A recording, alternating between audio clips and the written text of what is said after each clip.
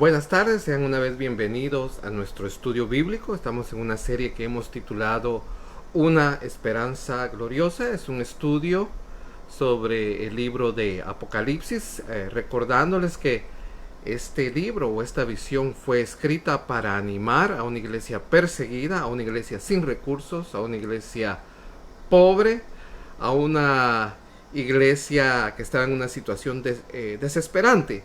Pero el objetivo del Señor Jesucristo al enviar esta revelación o al mostrarle estas visiones al apóstol Juan fue animar a su iglesia, fue recordarle a su iglesia de su pronto advenimiento, fue recordarles que la victoria final no importa la persecución, no importa la adversidad, no importa que cuán grave sea la prueba a mano, la victoria final es del Señor Jesucristo. Y Él será reivindicado al final de la historia humana, vendrá a tomar su reino, pero su iglesia reinará juntamente con Él. Así que este libro, eso es una esperanza gloriosa para los creyentes de Jesucristo. No es un libro para que le tengamos temor, no debe ser un libro misterioso, místico, con significados ocultos. Claro, tiene muchas figuras que debemos analizar a la luz de la palabra. Debemos ser muy prudentes también al comentar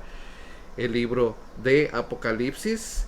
Y ahora estamos en la iglesia de Sardis, la iglesia número 5. Ya hemos estudiado la iglesia de Éfeso, que es la iglesia con una doctrina ortodoxa, pero que ha empezado a perder, no su amor, no ha perdido su amor, pero ya ha perdido su primer amor, y son llamados a hacer las obras que hacían al principio. Son llamados a amar al Señor Jesús de la misma manera que lo amaron en un principio. Luego tenemos de Éfeso la iglesia de Esmirna, que la iglesia de Esmirna es la iglesia perseguida, la iglesia que tipifica la iglesia perseguida de todos los tiempos. Ahora mismo hay iglesia perseguida en China, en Norcorea, Corea del Norte, en países musulmanes y en otros muchos países. El cristianismo es perseguido. Y ahora mismo en Europa occidental, en Estados Unidos, en los países de primera, pues se les conoce así,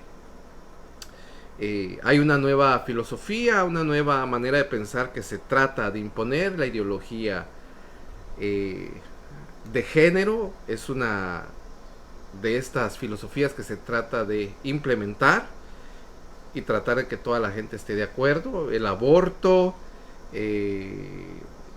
cómo mira ahora la sociedad el matrimonio, etcétera. Y uno, al ser bíblico, al enseñar o al platicar de lo que uno cree, porque la escritura así no lo enseña, usted va a ser señalado como un anticuado, como a alguien retrógrada, o que sí, que está retrógrado, que usted se tiene que actualizar y modernizar en su manera de pensar, porque las cosas han cambiado. Por ejemplo, lo del matrimonio gay, ¿verdad? Que para nosotros los cristianos la palabra es clara y nos lo enseña la naturaleza también. Es el matrimonio es entre un hombre y una mujer, y aún un hombre y una mujer que no vivan bajo el matrimonio, usted sabe que están en fornicación. Entonces se nos va a señalar de intolerantes cuando abrazamos la verdad, cuando anunciamos la verdad y no pensamos como todos los demás. También en ese hay una, si quiere usted, una persecución intelectual. Luego la iglesia de Éfeso, la iglesia de Sardis, vimos la iglesia de Pérgamo, que es la iglesia que se enfrenta a esa presión del Estado. El Estado quiere imponer su manera de ver las cosas, su ideología, sus ideas en la iglesia. El Estado quiere tomar control de la iglesia. Esa es la iglesia de Pérgamo. Luego tenemos la iglesia de Tiatira, que hablamos que es la iglesia que ha descuidado la doctrina por completo. Y ahora es la iglesia de Sardis. ¿Y cuál es el problema de la iglesia de Sardis? Acompáñenme a la lectura, por favor, de Apocalipsis, capítulo 3, del verso 1 al 6. Y la palabra del Señor dice así: escribe al ángel de la iglesia en Sardis, el que tiene los 7 espíritus de Dios y las 7 estrellas, dice esto: yo conozco tus obras, que tienes nombre de que vives y estás muerto. Sé vigilante y afirma las otras cosas que están por morir, porque no he hallado tus obras perfectas delante de Dios. Acuérdate pues de lo que has recibido y oído, y guárdalo, y arrepiéntete. Pues si no velas, vendré sobre ti como ladrón en la noche, y no sabrás a qué horas vendré sobre ti. Pero tienes unas pocas personas en Sardis que no han manchado sus vestiduras, y andarán conmigo en vestiduras blancas, porque son dignas. El que venciere será vestido de vestiduras blancas, y andarán conmigo en vestiduras blancas, porque son dignos. Perdón, el 5. El que venciere serán vestidos de vestiduras blancas, y no borraré su nombre del libro de la vida, y confesaré su nombre delante de mi Padre y delante de sus ángeles. Amén. Entonces, ¿cuál es el problema de Sardis? El problema de Sardis es que una iglesia es una congregación donde la mayoría no ha nacido de nuevo, no ha tenido un encuentro con el Cristo de la gloria, realmente no ha sido regenerado. Están convencidos intelectualmente, han abrazado las doctrinas del cristianismo, tienen una aparente piedad, sí hacen obras, hacen cosas en nombre de Cristo, porque tienen el nombre de la iglesia de Cristo, como les dices, tienen nombre de que están vivos, pero están muertos, porque la asamblea cristiana, la iglesia cristiana, no es un club social, no es una religión donde tengamos en común los mismos ideales, las mismas doctrinas, sino la asamblea es una asamblea de redimidos, de gente, de hombres y mujeres que han sido regenerados por la palabra de Dios a través del poder del Espíritu Santo. Y ese es el problema de esta iglesia de Sardis, que son cristianos. La mayoría son cristianos nominales, cristianos de nombre, pero no han nacido de nuevo. Y hacen muchas cosas, pueden hacer mucha labor social, mucho trabajo a favor del hombre, dar donaciones, ayudar, ser voluntarios en buenas causas, en causas sociales, en la justicia social. Tienen el nombre que son cristianos, tienen ahí una cruz en el edificio donde se reúnen y un nombre que supuestamente es una iglesia del Señor Jesús. Pero les repito, su mayoría de miembros no han nacido de nuevo. Entonces aquí el Señor Jesús no les llama la atención por su doctrina, porque si no han nacido de nuevo, realmente la doctrina no es tan importante. Lo importante es nacer de nuevo y entonces tener una buena doctrina y no descuidar la doctrina y crecer en esa buena doctrina, en el fundamento que son los apóstoles y los profetas. Les repito, podemos estar convencidos, podemos hacer muchas cosas, podemos ir y cantar en la iglesia, podemos conocer Biblia, podemos conocer doctrinas, puede ser que hace mucho tiempo asistamos a una iglesia, puede ser que incluso hasta ofrende, o puede ser incluso que hasta diezme, que hasta sirvan algún departamento de la iglesia, que quizás hasta está en el departamento de alabanza y cada domingo usted ahí adelante alaba al Señor. Pero todo esto no es garantía de que se haya nacido de nuevo. Todo lo que la iglesia hace, todo lo que el creyente hace, todas las buenas obras que hace, la base, el fundamento es porque ha sido regenerado, es porque ha nacido de nuevo, porque ha tenido una experiencia profunda en su corazón. Así como Pablo, cuando iba camino a Damasco, recuerda usted, era un religioso, era un hombre de muy alta moral, era un hombre celoso de las cosas de Dios conforme a la ley, era un hombre estricto, pero necesitaba nacer de nuevo. Y en camino a Damasco, persiguiendo a la iglesia, persiguiendo a aquellos discípulos de Cristo, es interceptado en su camino y entonces tiene un encuentro con el Cristo de la gloria. Y todos necesitamos ese hombre, todo hombre y toda mujer. No basta con asistir a una iglesia, no basta con conocer doctrina, no basta con ofrendar o diezmar, no basta con hacer buenas obras, no basta con ser activos en una iglesia, no basta con que hayamos sido bautizados. Es necesario que experimentemos el nuevo nacimiento. Es necesario que nuestro corazón sea cambiado. Y los primeros que vamos a tener la evidencia de ese cambio somos nosotros mismos, luego nuestra familia, amigos, familiares, conocidos, porque va a haber un cambio profundo en nuestro corazón.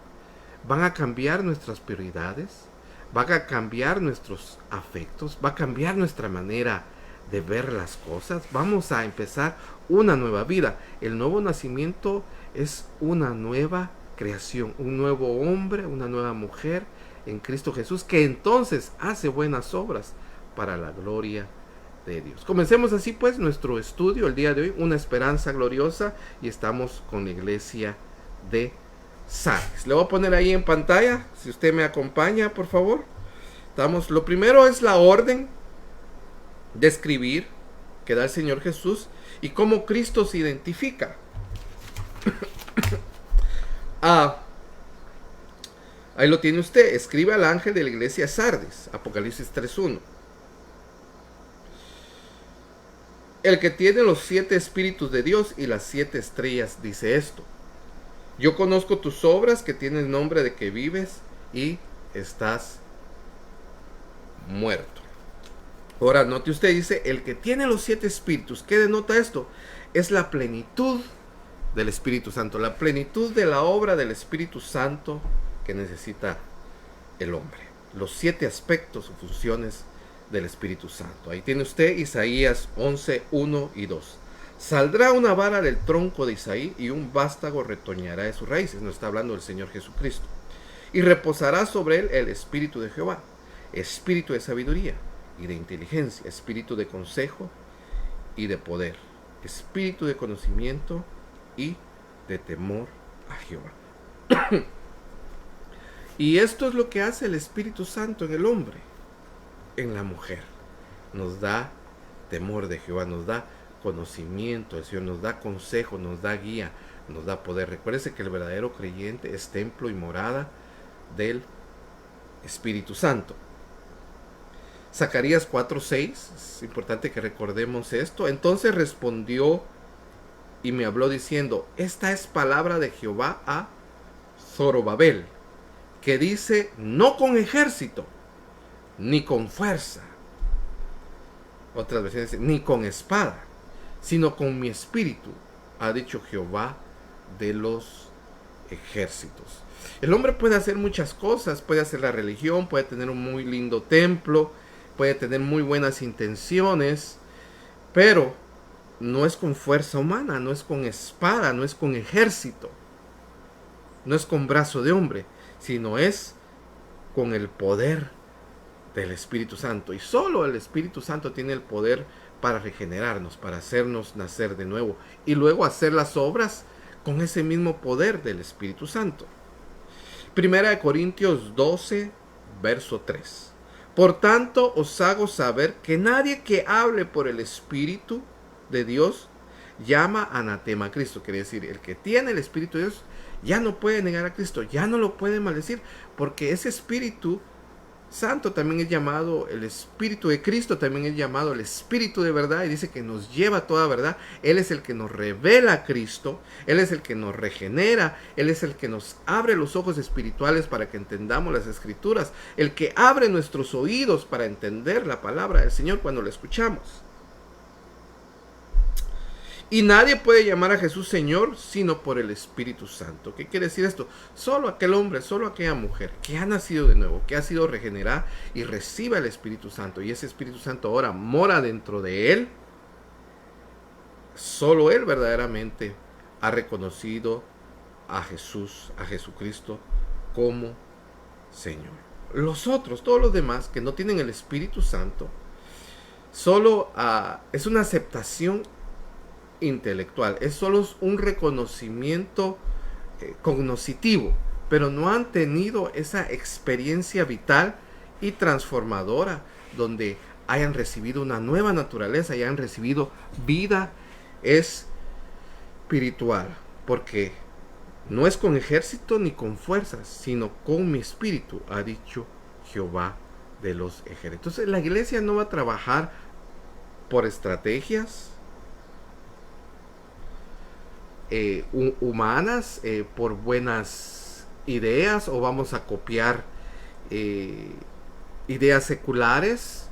¿De dónde cree usted que nació, por ejemplo, la idea de hacer conciertos y de usar luces y de hacer que la música sea atractiva, que los cantos sean atractivos, que los ritmos sean atractivos, para que la gente vaya a estos conciertos, para que la gente adquiera estos CDs o ahora los compre a través de una aplicación en su teléfono, en su tablet o en su computadora?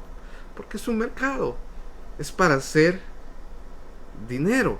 ¿Y qué copiaron? Copiaron al mundo, la manera en que el mundo hace sus conciertos y la manera en que el mundo vende su música. Yo nunca pagaría, creo que una vez lo hice para ir a ver, pero nunca más lo haría, ir a ver a un hombre o un grupo supuestamente cristiano para alabar al Señor. ¿Por qué?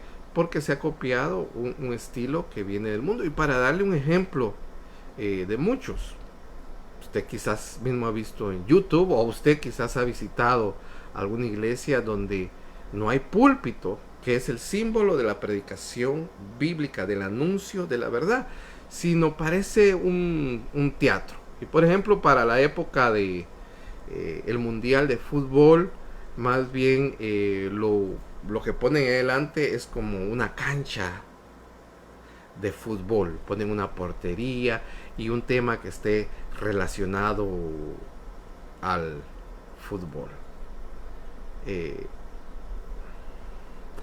Se dice, no sé si es cierto, que los conquistadores hicieron un cambio, tomaron el oro y lo que ellos le daban era espejitos a los habitantes de Mesoamérica. Cambiaban oro por espejos. Y eso es lo que a veces se ha hecho con el Evangelio. Se dan espejitos, se hace atractivo para la carne, para la mente del hombre, la mente del hombre carnal, y se deja realmente el enfoque principal, que es que debemos depender del Espíritu Santo para que la predicación fiel de la palabra de Dios sea poderosa, y esa predicación entonces haga cambios en la vida de los oyentes. Dice la palabra que por el oír viene la fe. ¿Pero el oír qué? La palabra de Dios. No consejitos financieros, no consejos familiares, sino la palabra del Señor. Vayamos a lo siguiente, acompáñeme ahí por favor.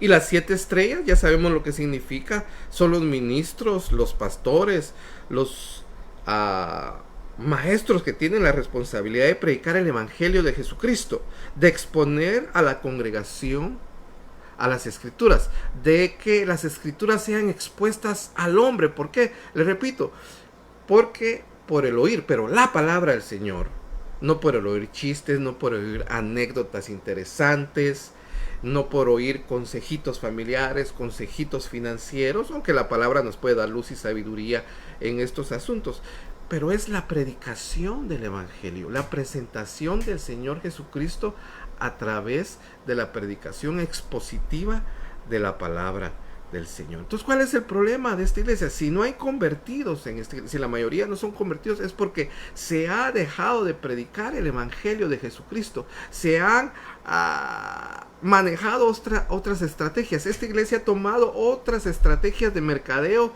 para atraer a la gente y creer que la gente ¿Está bien así? Oyendo este tipo de mensajes, viendo un escenario, luces, ya no un púlpito, ya no la predicación del evangelio, sino ahora tienen motivadores profesionales, gente que le haga sentir bien. Y los ministros del evangelio no son llamados a ser motivadores, o no son llamados a ser coaches personales que le vamos a dar un consejo a cada uno de nosotros como que si tuviéramos toda la sabiduría del mundo. Simple y sencillamente debemos ser comunicadores del evangelio del Señor Jesucristo. Le repito, no somos consejeros financieros ni consejeros familiares, aunque podemos aconsejar de acuerdo a la palabra, pero el mensaje debe ser Cristo.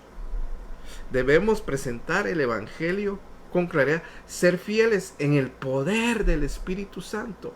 ¿Para qué? Para que la iglesia no se llene de personas que no han nacido de nuevo, sino que la mayoría de miembros de nuestra iglesia sean personas que han sido regenerados, y los que no han sido regenerados estén expuestos domingo a domingo, o cada día que nos reunimos, o cada estudio bíblico, estén expuestos a la predicación del evangelio, y que haya un llamado al arrepentimiento, y que haya una presentación de Cristo, y que el hombre a través de las escrituras pueda ver su realidad espiritual y venga al arrepentimiento, y venga a nacer de nuevo, y tenga un encuentro con Cristo. La iglesia realmente no es un lugar para que nos sintamos muy cómodos. La iglesia no es un lugar para que nos demos palmaditas en la espalda solamente. La iglesia es un lugar donde se debe exponer la verdad de Jesucristo. La verdad, y muchas veces la verdad incomoda. Muchas veces la verdad no nos gusta. Muchas veces la verdad no es placentera. Pero es lo mejor que nos puede pasar, que un hombre de Dios nos predique la verdad y que seamos expuestos a la verdad del evangelio de Jesucristo. Mira esta plática entre el Señor Jesús. Ahí está. Si tiene un teléfono o está viendo esto en un teléfono, quizás no lo pueda ver en una tableta así, o si usted le da a través de una tableta o un teléfono, lo puede ver en su televisión, lo puede ver bien. Después del desayuno, y estoy leyendo la Nueva Traducción Viviente, Juan 21, 15 al 17. Perdón. Después del desayuno, Jesús le preguntó a Simón Pedro: Simón, hijo de Juan, ¿me amas más que estos? Sí, Señor, contestó Pedro, tú sabes que te quiero. Entonces, note esto: alimenta a mis corderos, le dijo Jesús. Versículo 16. Jesús repitió la pregunta: Simón, hijo de Juan, hijo de Jonás, ¿me amas? Sí, Señor, dijo Pedro, tú sabes que te quiero. Entonces, cuida mis ovejas, dijo Jesús. 17. Le preguntó por tercera vez: Simón, hijo de Juan, ¿me quieres? A Pedro le dolió que Jesús le dijera por tercera vez: ¿me quieres? Le contestó: Señor, tú sabes todo. Tú sabes que yo te quiero. Jesús dijo: entonces alimenta a mis ovejas. ¿Cuál es el llamado del ministro de Dios, del pastor, del predicador, del maestro de la palabra del Señor? Es alimentar a los corderos, a las ovejas, de cuidar, de apacentar la grey del Señor. Pero número uno, hermano, es la predicación bíblica, es exponer al alma del hombre a la palabra del Señor, porque esa es la única esperanza para que el hombre se convierta. Que oyendo a la palabra de Dios, el Señor le otorgue arrepentimiento y fe para que venga a ser una nueva criatura y cambie su naturaleza, cambie su manera de pensar. No le puse ahí, pero es interesante que Jesús se muestra como el que tiene los 7 espíritus, o sea, la función del Espíritu Santo, la necesidad del Espíritu Santo que opera en el hombre para que nazca de nuevo. Pero ¿qué más se necesita? Se necesita la palabra de Dios.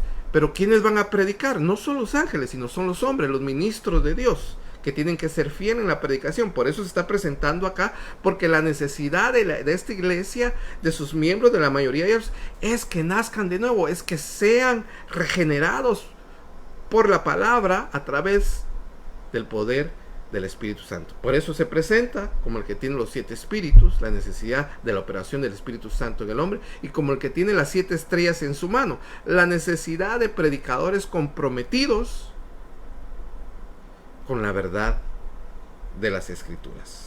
Le voy a leer un versículo de Pedro 5:1 que dice así: ruego a los ancianos que están entre vosotros. O sea, los ancianos es el cuerpo gobernante de las iglesias.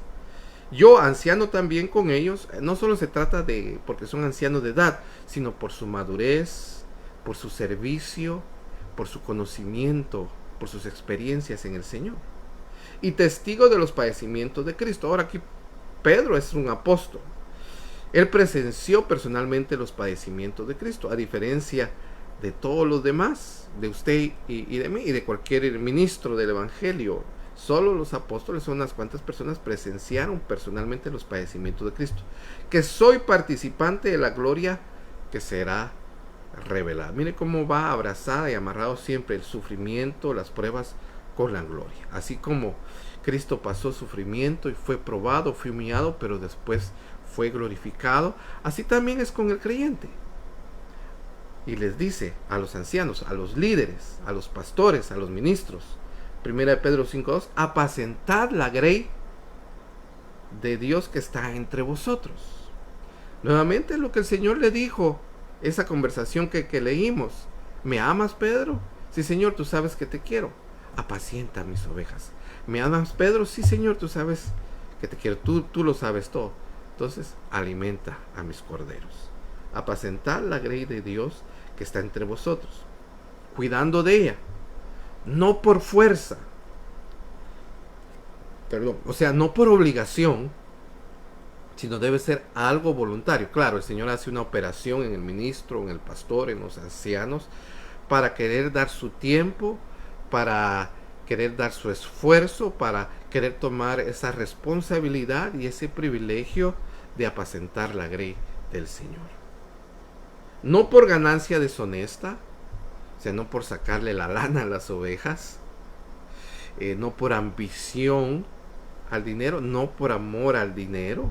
La Biblia así dice: el obrero es digno de su salario. Claro, alguien que está a tiempo completo, pues la iglesia le debe pagar su salario. Pero eso es diferente a aquel que se embolsa todo, que no le da cuentas a nadie, que toda su familia resulta con carros nuevos, con los mejores celulares, a costa de las finanzas de la iglesia. No por ganancia deshonesta. O sea, esa no debe ser la motivación del verdadero ministro de Dios. No debe ser el dinero, sino con ánimo pronto. O sea, con un deseo puro, con un deseo honesto, que lo ha generado el Espíritu Santo. No como teniendo señorío sobre los que están a vuestro cuidado. O sea, no creyéndonos realmente más de lo que somos. Somos hermanos en Cristo Jesús. Somos lavados con la misma sangre, con diferentes responsabilidades, pero nunca enseñorearnos, abusar, tomar ventaja de algún creyente, manipular, mentir. No, que el Señor nos guarde de tal cosa. No como teniendo señorío sobre los que están a vuestro cuidado.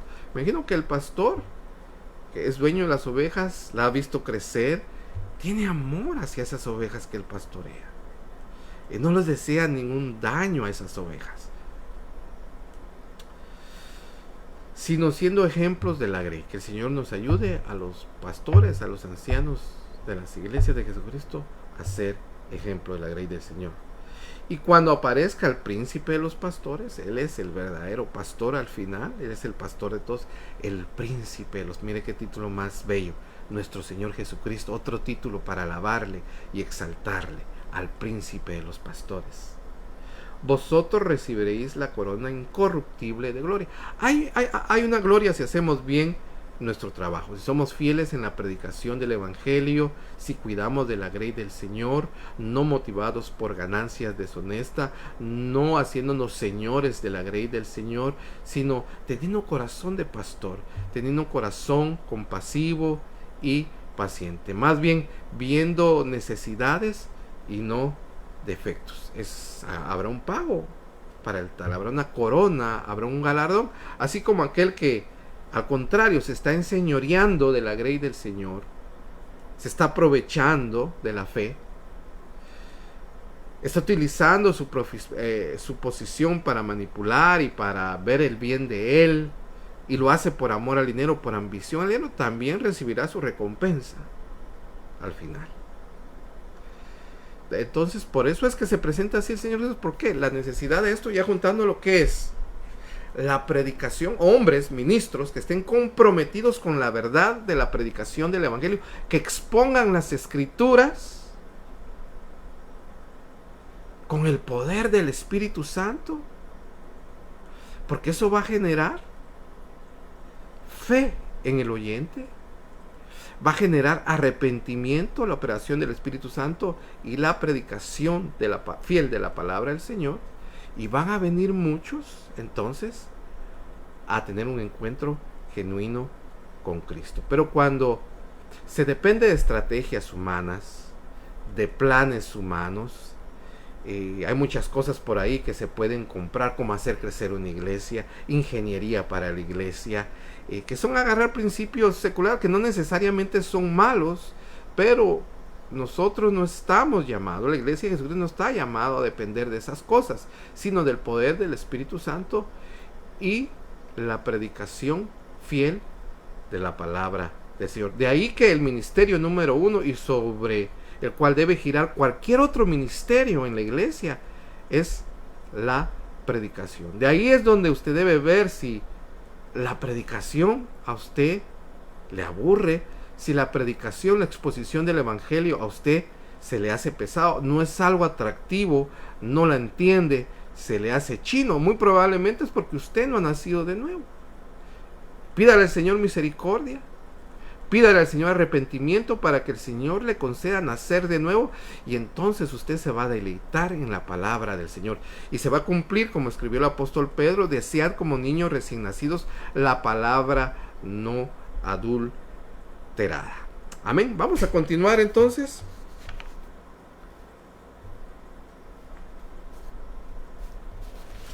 Ya leímos la primera parte. Ahora, mire lo que le dice: yo conozco tus obras, y esto es lo terrible de esta iglesia, que tiene el nombre de que vives y estás muerto. O sea, tiene la apariencia de vida. Sabe el lenguaje que usa en la iglesia, sabe los coritos, los cantos, los himnos de la iglesia, sabe la jerga que usan los cristianos. Cuando saluda dice Dios te bendiga. Yo lo he aprendido.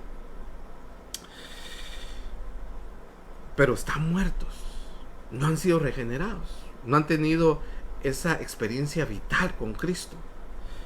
Ahí Juan 1:3, se recuerda usted la conversación entre aquel maestro de Israel, un tremendo varón, un tremendo teólogo.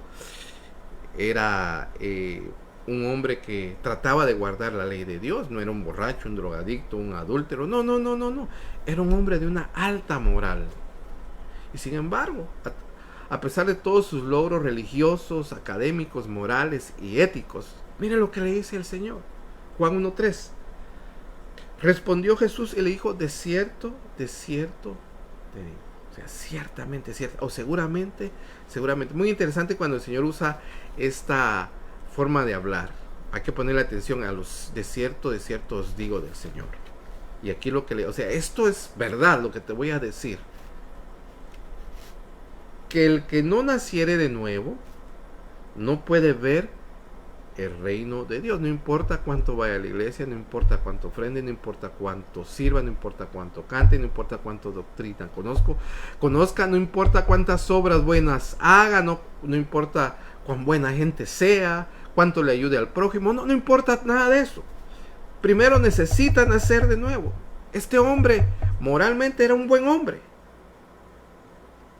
Este hombre ayudaba posiblemente a los pobres, porque estos fariseos, como lo era Nicodemo, ellos no solo ofrendaban, ellos desmeaban, y también había una ayuda que se le daba a los pobres. Él lo hacía.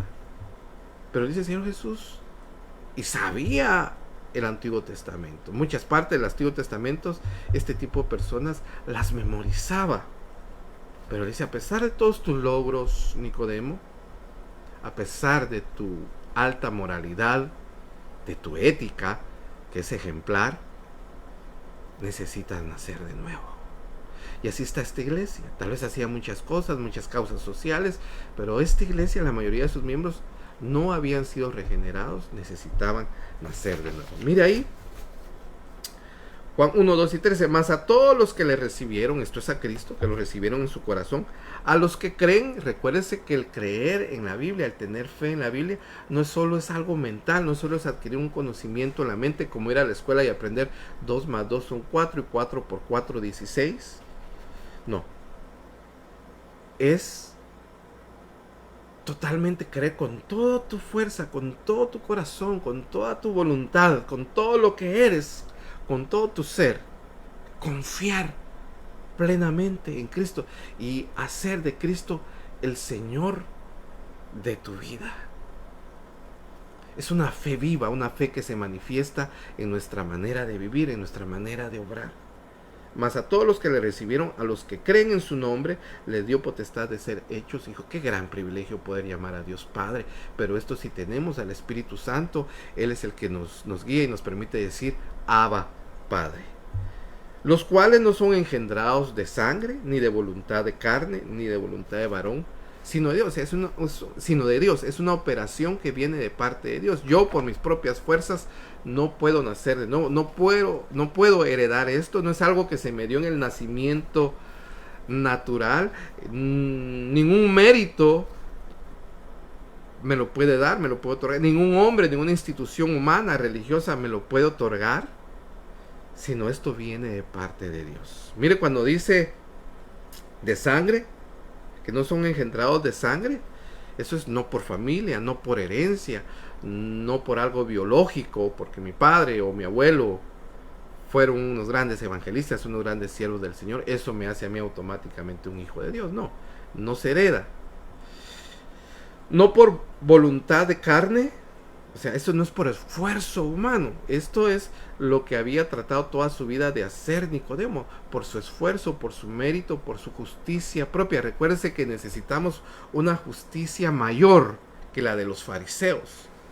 Allá en el Sermón del Monte, si bien recuerdo, Mateo 6:20 le dice, vuestra justicia tiene que ser mayor que la de los fariseos. Y era una justicia religiosa, legalista, moralista y ética muy alta y muy difícil de alcanzar. Tenemos que ser muy estrictos, muy legalistas con nosotros mismos. Y ellos creían que por esos méritos, que por sus propias fuerzas podían agradar al Señor. Y no, se necesita el Espíritu Santo. Necesitamos una justicia mayor, y esa es la justicia que nos es imputada, la justicia de Cristo. Y no son engendrados de voluntad de varón. Esto es algún sistema religioso que dice que a través de los sacramentos, y nos imparten los sacramentos y eso nos hace hacer de nuevo. No hay ninguna religión, ninguna iglesia que nos pueda hacer nacer de nuevo. No es por la religión, eso viene de Dios. Eso es una experiencia sobrenatural. Ese es el milagro que todos necesitamos experimentar, el nuevo nacimiento. Santiago 1:18. Él, de su voluntad, nos hizo nacer, mire, por la palabra de verdad, para que seamos primicias de sus criaturas. Entonces, el nuevo nacimiento es una nueva creación. Somos una nueva creación en Cristo Jesús. Así como allá, en el principio, la tierra estaba desordenada y vacía, y Dios comienza a crear y dar orden y trae luz. Así la vida del hombre está desordenada y vacía, y el Espíritu Santo empieza a hacer una obra, así como dice allá, y el Espíritu Santo se movía sobre la faz de las aguas, y las tinieblas cubrían el abismo. Así estábamos nosotros en tinieblas, pero el Espíritu Santo empezó a hacer la obra, y el Señor dijo, sea la luz, y fue la luz, y se nos reveló Cristo, que es la luz. En Juan capítulo 1, es la luz, que es la vida de todos los hombres. Sin Él andamos en oscuridad. Sin Él no tenemos vida. Podemos tener el nombre, podemos tener todas las señas de ser cristiano, todas las manifestaciones exteriores, pero si en el interior, en nuestro corazón, no se ha dado esa transformación, hermano, tenemos nombre de que estamos vivos, como esta iglesia, pero estamos muertos. Sí le dijo, yo conozco tus obras, que tienes nombre de que vives y estás muerto. Ahora, note usted que esta iglesia no tiene ningún reconocimiento y no lo puede tener, porque lo que el hombre necesita es nacer de nuevo. Entonces el hombre va a empezar a operar, no en sus propias fuerzas, no en la fuerza de su carne, sino en el poder del Espíritu Santo. Recuérdese usted, no es con espada, ni con ejército, ni con fuerza, sino con su Santo Espíritu. Hacemos buenas obras no para ser salvos, sino porque somos salvos, para que se manifieste la bondad de Dios, para traer no gloria a nuestro nombre, no reconocimiento a nuestra persona, sino para traer gloria y reconocimiento al nombre de Cristo. Que la obra que Él ha hecho es tal en nosotros que ahora somos deudores para predicar el Evangelio, que es la mejor buena obra que alguien le puede hacer a usted, es predicarle y exponerle la verdad de Cristo. Claro, si alguien tiene hambre y tenemos pan para compartir, debemos compartirle el pan, porque sin obras la fe también es muerta. O sea, tiene una dimensión espiritual, mística, si usted quiere. La fe es algo interior, la fe, pero se manifiesta exteriormente a través de obras. Luego miramos, note usted, no hay ningún reconocimiento, elogio, sino solo reproche o crítica. ¿Cuál es el reproche? Tienes nombre de que vives, pero estás muerto. Mire usted el llamado al arrepentimiento. Qué bendito arrepentimiento si el Señor nos lo ha dado. Y bendita necesidad si tenemos la necesidad de buscar a Dios. Y todos los días, pero los días domingos sentimos esa necesidad de ir a la iglesia, de ir a alabar al Señor, de oír su palabra. Bendita necesidad. Porque le cuento que algunos comenzaron y no siguieron porque ya no sienten esa necesidad. Le dice el Señor en el versículo 2, sé vigilante. Es un llamado que el Señor hace constantemente. Allá, por ejemplo, en el Sermón del Monte, luego que Él da su discurso, el Sermón del Monte, y cuando empieza a dar parábolas, es un llamado a ser vigilantes. ¿Se recuerda de las vírgenes? 5 sensatas y 5 no sensatas. ¿Cuál es el tema? Que seamos vigilantes. Y esto no quiere decir que no durmamos o que hagamos velas todas las noches, aunque podemos dedicarle vigilias al Señor, pero la idea concreta es como aquel atalaya que está cuidando la ciudad y que va a alertar porque está vigilante, es un vigía que se aproxima al enemigo y va a avisar a la ciudad porque ha estado vigilante, está vigilante de los peligros. Sabemos, dice que era una ciudad muy grande, Sardis, y lo sabemos porque ahí están sus ruinas, ahí han quedado.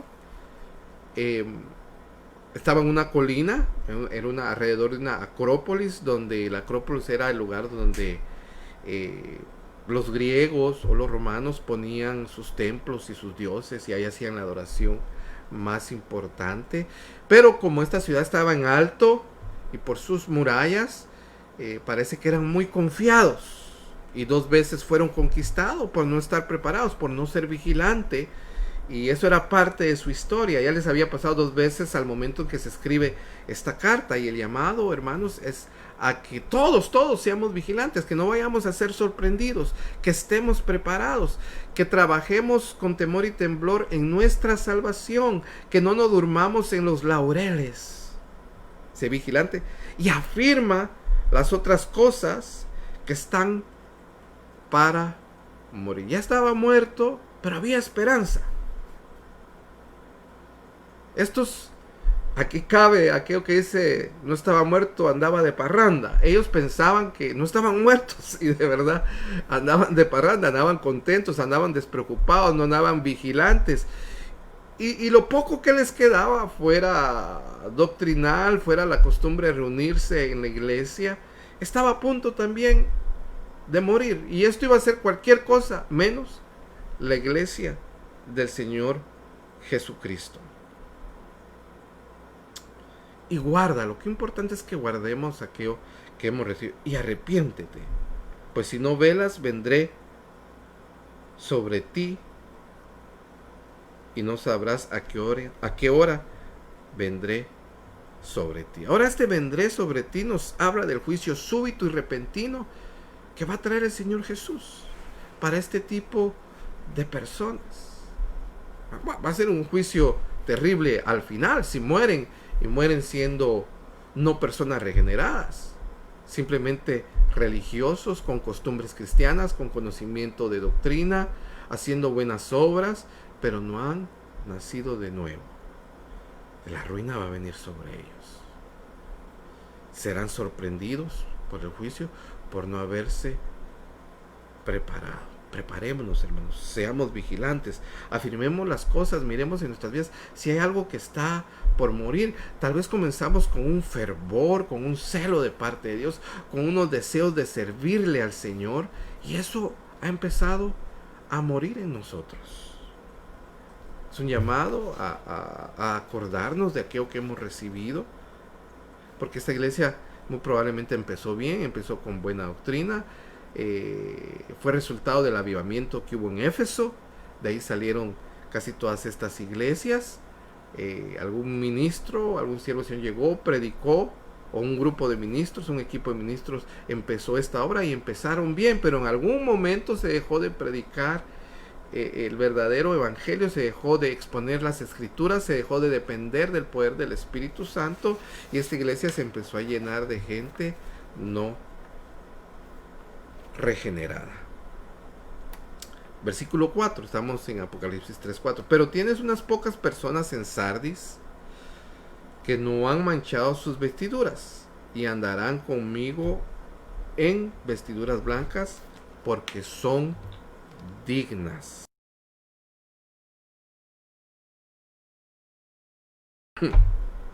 Amén. Quiere decir que tenían unos pocos creyentes, habían unos pocos regenerados, pero no así la mayoría de ellos. Mire, Tito 3:5, nos salvó no por obras de justicia que nosotros hubiéramos hecho. O sea, no importaba cuántas obras de justicia ellos hicieron, si no habían nacido de nuevo. Pero eso no es la base de la salvación, sino es el resultado de la salvación, nuestras buenas obras. Sino por su misericordia, por el lavamiento y la regeneración y por la renovación, mire, del Espíritu Santo. Es el Espíritu Santo, es el poder del Espíritu Santo el que genera esa nueva vida en nosotros. Pero mire, primera de Pedro 1:23, siendo renacidos no de simiente corruptible, sino de incorruptible, por la palabra que vive y permanece para siempre. Es el Espíritu Santo y es la palabra la que nos hace nacer de nuevo, la que nos regenera. Son los dos operando. Es la palabra, la exposición, la predicación fiel de la palabra del Señor en el poder del Espíritu Santo. No es la habilidad del predicador, no es el mucho conocimiento del predicador, no es su facilidad de palabra, no es la elocuencia, que bueno si lo tiene, pero no, el ministro no debe depender de eso. Debe tener conocimiento, debe ser responsable, se debe preparar, pero su confianza final debe estar en el poder del Espíritu Santo. Sabe que tiene mucho conocimiento, que ha preparado muy bien su mensaje, su tema, sus notas, pero si el Espíritu Santo, si no tiene la unción y el poder del Espíritu Santo, no va a pasar nada. Entonces tanto Tito, si usted lo pone este pasaje de Tito y Pedro junto, va usted a ver cómo opera la predicación y el Espíritu Santo. Ahí dice también, y andarán conmigo en vestiduras blancas.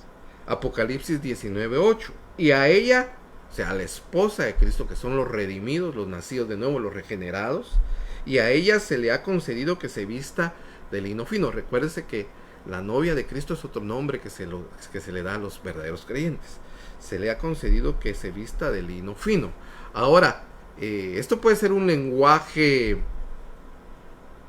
figurativo, que no precisamente las vestiduras van a ser de lino fino, o pudiera ser que sí es de lino fino, pero yo me imagino que es un lino fino celestial.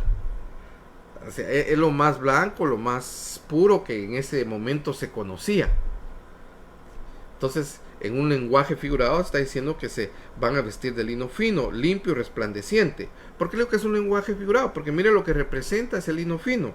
Porque el lino fino es las acciones justas de los santos. Andarán conmigo en vestiduras blancas. ¿Qué son esas vestiduras blancas? Bueno, la justicia de Cristo. Pero también las acciones justas de los santos. Juan 6, 28, 29. Entonces le dijeron, ¿qué debemos hacer para poner en práctica las obras de Dios, las obras de justicia? Y la primera obra de justicia es esta, por la cual, este es el fundamento para seguir haciendo obras. Si no hay fundamento, no sirve de nada. Este fundamento no sirve de nada, no tiene ningún valor ante Dios. Todas las buenas obras que pudiéramos hacer.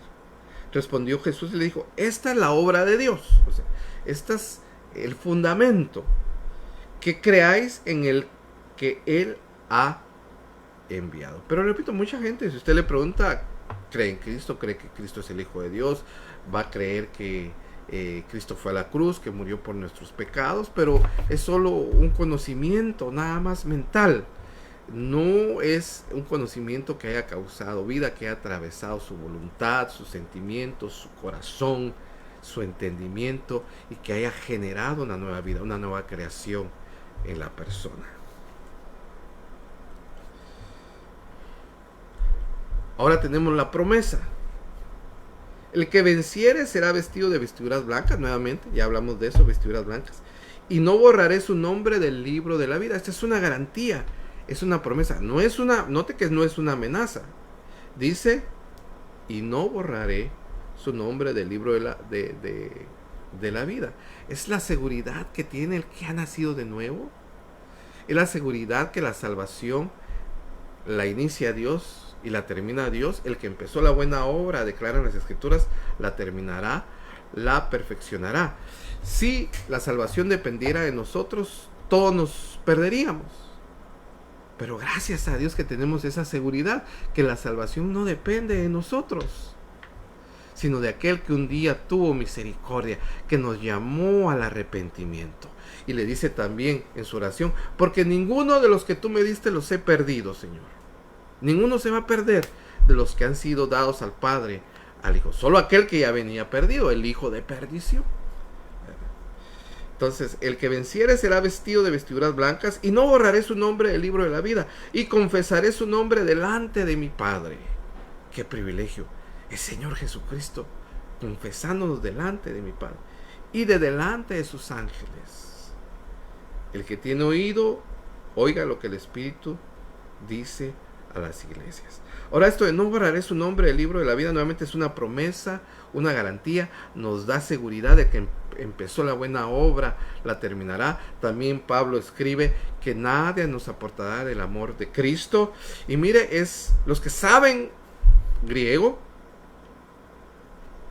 ellos nos dicen que esta tiene la misma estructura gramatical que la segunda parte de Hebreos 3:5, cuando dice, no te desampararé ni te dejaré, que es una promesa de parte de Dios. Tiene la misma estructura de no borraré su nombre del libro de la vida. Por eso es una garantía, como un sello de garantía de parte del Señor, que el que comenzó la buena obra en nosotros la terminará.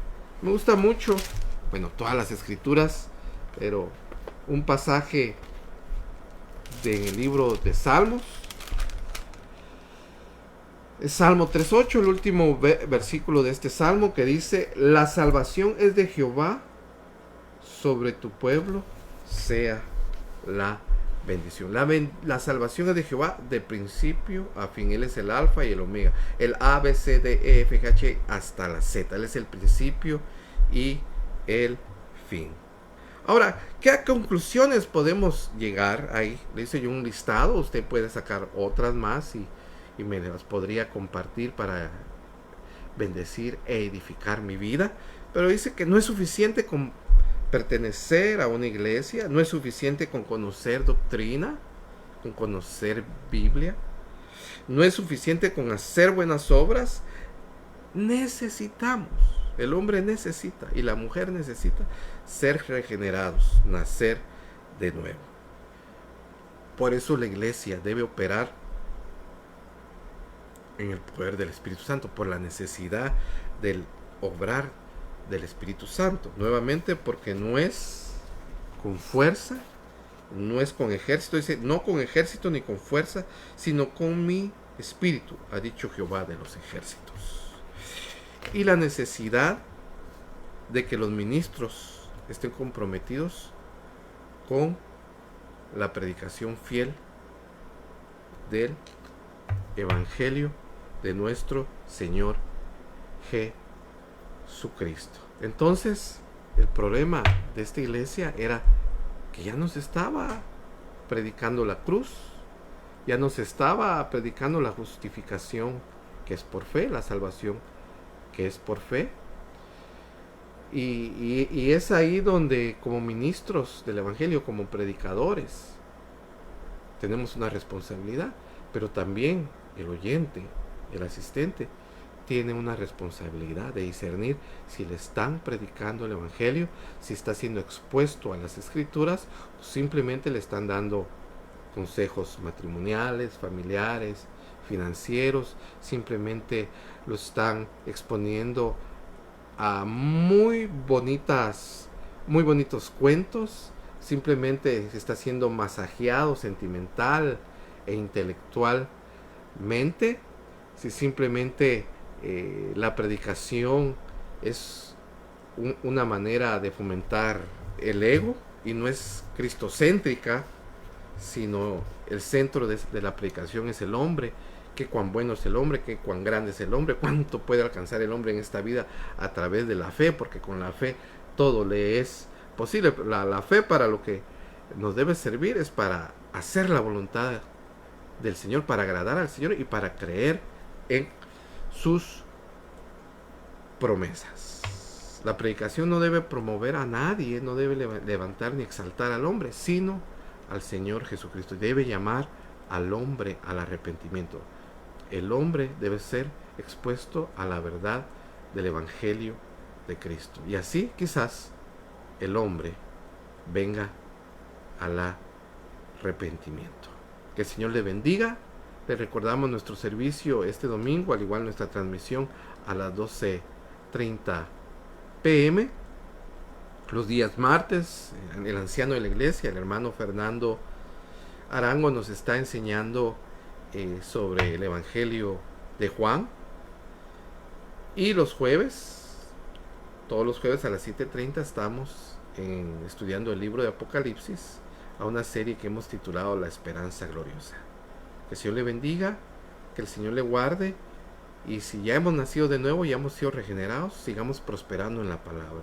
Y si no, que cada quien se evalúe y órele al Señor, pídale al Señor venir al verdadero arrepentimiento y tener un verdadero encuentro con Cristo. Y entonces invertir toda su vida en el Evangelio, hacer tesoros en el cielo. Bendiciones y buenas noches.